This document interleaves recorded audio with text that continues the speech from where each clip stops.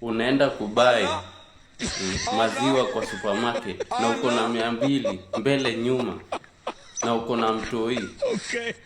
Venye unaenda kusorora hapo kwa super, upik tu maziwa uende ulipe, kumbe mtoto ako nyuma yako ameuma keki ya 10,000, alafu aachie hapo anaibeba tena. We mwenyewe unaenda kulipa, unashangaa bill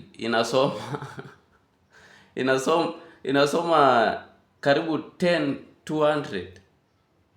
10k 200. Unaanzia wapi? Sijui utaanza kushikwa ama nini. Inabidi tu ushikwe juu kutembea na watoto kwa supermarket ni marufuku. Mtoto anaweza uma chocolate ya 3,000. Utafanya nini? God have mercy upon us. So kwanza hao wenye wananipea watoto niende na wao supermarket na waonya. Sasa kidogo niko kwa police station. Nimeshikwa juu ya mtoto kuuma keki ya 3500 na nikashindwa kulipa juu nilikuwa na 100 tu, nilikuwa nimeenda kumnunulia ka sweet huko. Next time be careful.